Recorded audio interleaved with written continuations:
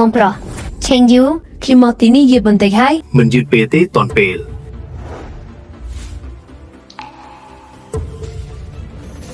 តើគ្រួសារយេបានមកដល់ហើយឬនៅគ្រួសារយេកំពុងធ្វើដំណើរមកខ្ញុំនិយាយថាហេតុអ្វីបានជាមានស្រីអាក្រក់ដូចអ្នកនៅគ្រប់ទីកន្លែងនេះជាពិធីជប់លៀងបូជារបស់គ្រួសារយេហើយអ្នកជាតារាសម្ដែងក៏នៅទីនេះដែរចេញពីទីនេះនេះមិនមែនជារឿងរបស់អ្នកទេ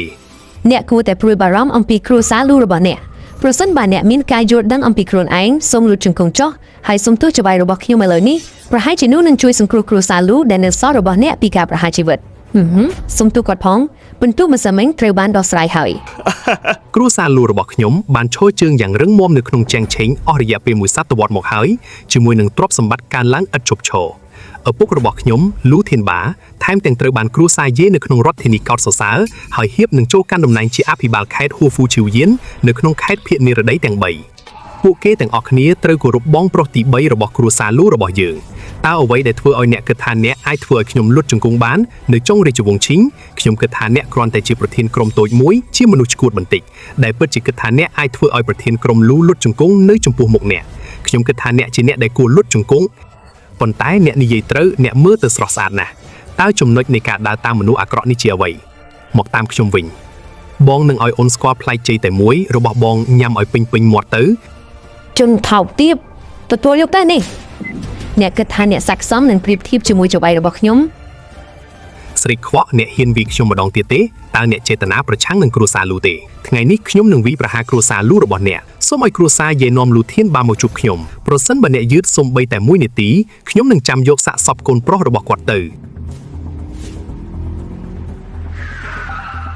តែនាងទី2មានរឿងអាក្រក់មួយបានកើតឡើងដំណឹងទើបតែមកពីនាងវ័យថាព្រះចៅអធិរាជចង់ឲ្យអ្នកនាំលូធានបានមកជួបគាត់អ្វីព្រះចៅអធិរាជបានមកដល់ហើយមែនទេមែនហើយដោយវិនិច្ឆ័យតាមសម្លេងរបស់ព្រះចៅអធិរាជទ្រង់ហាក់ដូចជាខឹងយ៉ាងខ្លាំងហើយបានបញ្ជូនមនុស្សទៅបិទកន្លែងប្រារព្ធពិធីជប់លៀងរួចហើយចម្លែកណាស់ព្រះចៅអធិរាជក្នុងនាមជាព្រះដ៏មានព្រះភិក្ខនៃគុណលុនដែលមានតំណែងនិងអំណាចខ្ពស់បែបនេះតើទ្រង់នឹងខឹងខ្លាំងម្ល៉េះខ្ញុំបានលើថាមនុស្សអាក្រក់របស់គ្រួសារឈិនក៏នៅក្នុងពិធីជប់លៀងយប់នេះដែរ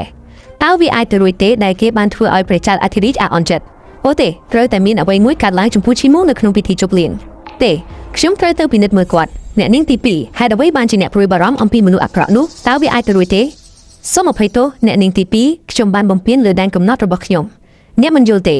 ទោះបីជាឈិនមូបានធ្លាក់ចេញពីភាពថ្លៃថ្នូរក៏ដោយគាត់ធ្លាប់ជាអិសរាជជនដែលគ្រប់គ្រងរាជធានីប្រសិនបើមិនមែនដោយសារគ្រោះថ្នាក់នៅពេលនោះទេគាត់ប្រហែលជាអ្នកដែលឈរនៅលើកំពូលនៃនគរនេះឥឡូវនេះកំពូលនៃនគរនេះត្រូវហើយឈិនមូមានទេពកោសល្យពិសេសតាំងពីក្មេងដោយពូកែទាំងអក្សរសាស្ត្រនិងក្បាច់គុណគាត់ធ្លាប់ត្រូវបានគេសរសើរថាជាមេទ័ពលេខ1នៃនគរនេះហើយសូម្បីតែម្ចាស់នេះក៏មានបំណងបណ្ដុះបណ្ដាលគាត់ដែរជាអកុសលដើមឈើធំតាក់ទាញទឹកដ៏អស់ក្នុងអំឡុងពេលវាប្រហារតបតគាត់ត្រូវបានវាឆ្មក់ដោយកម្លាំងសត្រូវដ៏ធំមួយរងរបួសយ៉ាងធ្ងន់ធ្ងរហើយបាត់ខ្លួនដោយគ្មានដានដូច្នេះតើគាត់ឥឡូវនេះគ្មានប្រយោជន៍ទេមិនចាំបាច់ទេ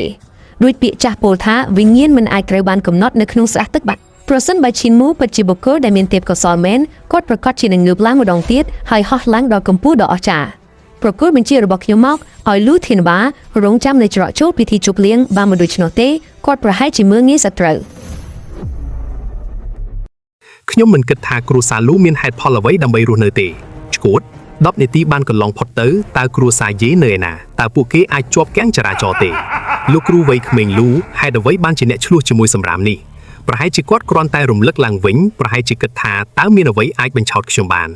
នឈិនមូសម្រាមអើយជាធម្មតាអ្នកធ្វើឲ្យគ្រួសារចាញ់ខ្មាស់អៀនហើយនោះជារឿងមួយប៉ុន្តែថ្ងៃនេះក្នុងឱកាសដ៏សំខាន់បែបនេះតើអ្នកចង់លាតត្រដាងលុយនេះទេធ្វើឲ្យខ្ញុំខ្មាស់អៀនអ្នកគិតថាអ្នកអាចប្រើប្រាស់មូលនិធិគ្រួសារជាងសម្រាប់ផលប្រយោជន៍ផ្ទាល់ខ្លួនហើយបញ្ចប់ដោយការជាប់គាំងចរាចរណ៍ប្រសិនបើខ្ញុំមិនបានលាក់វាពីជូស៊ូហើយសម្អាតភាពរញ៉េរញ៉ៃរបស់អ្នកទេអ្នកនឹងមិនដែលជាប់គាំងចរាចរណ៍នៅថ្ងៃនេះទេឯងថោកទៀតអ្នកអាចនិយាយជាមួយម្ដាយរបស់ខ្ញុំបែបនោះដោយរបៀបណាមិនថាមានរឿងអ្វីកើតឡើងទេម្ដាយរបស់ខ្ញុំជាចាស់ទុំហើយវាមិនមែនជារឿងរបស់អ្នកក្នុងការបង្រៀនគាត់ទេសុំទោសម្ដាយរបស់ខ្ញុំឥឡូវនេះគាត់ក៏អាចចាត់ទុកថាជាចាស់ទុំបានដែរពេលដែលលុយរបស់សុកស៊ីអស់ទៅហើយនាងកំពុងលេងល្បែងយកទ្រព្យសម្បត្តិរបស់នាងតើនាងធ្លាប់គិតចង់ធ្វើជាមនុស្សចាស់ទេគ្រប់គ្រាន់ហើយខៀនមូតើអ្នកពិតជាច្រណែននឹងសំណាងល្អរបស់ខ្ញុំមែនទេតើអ្នកមិនដឹងថាឈុតឆាកនេះសំខាន់ប៉ុណ្ណាសម្រាប់ខ្ញុំប៉ុន្តែអ្នកបានធ្វើឲ្យខ្ញុំខ្មាស់អៀនម្ដងហើយម្ដងទៀតនៅចំពោះមុខមនុស្សគ្រប់គ្នាបើអ្នកមានសតិសម្បជញ្ញៈសូមចេញពីទីនេះឥឡូវនេះឬខ្ញុំនឹងមិនការពារជីវិតរបស់អ្នកនៅចំពោះមុខព្រះមហាក្សត្រទៀតទេជីវិតរបស់ខ្ញុំមិនត្រូវការការការពាររបស់អ្នកទេអ្នកគ្មានសង្ឃឹមទាល់តែសោះ Ziu Suemer នាងនេះជាធម្មជាតិពិតរបស់នាង ដើម្បីការពារអ្នកនាងសុខចិត្តខឹងនឹងការជួបជុំនៅក្នុងវាំងនេះមនុស្សទាបដូចនាងមិនគួររស់នៅក្នុងលោកនេះទេបើខ្ញុំជាវណ្ណៈទីបំផុតតើវណ្ណៈកណ្ដាលជាអ្វីហើយវណ្ណៈខ្ពស់ជាអ្វីជាការពិតណាស់វាជាអ្នកដែលគ្រប់ដណ្ដប់កន្លែងធ្វើការអ្នកដែលមានទំនាក់ទំនងនឹងឥទ្ធិពលនោះជាវណ្ណៈខ្ពស់ហើយអ្នកដែលរស់នៅក្នុងជីវិតប្រណីតភាពនិងទ្រព្យសម្បត្តិនោះជាវណ្ណៈកណ្ដាលអ្នកដែលមានជីវភាពមធ្យមគ្រាន់តែរស់រានមានជីវិតក្នុងទីផ្សារនោះជាវណ្ណៈទាបហើយអ្នកជាមនុស្សឥតប្រយោជន៍ដែលរស់នៅដោយពឹងតែលើស្ត្រីប្រសិនបើអ្នកជាវណ្ណៈទាបបំផុតតើអ្នកនឹងសម្រេចចិត្តយ៉ាងដូចម្តេចឥឡូវនេះឋានានុក្រមល្អណាស់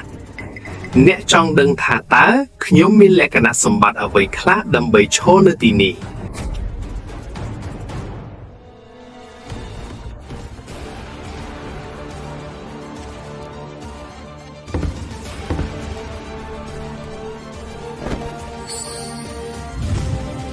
នេះជាលក្ខណៈសម្បត្តិរបស់ខ្ញុំ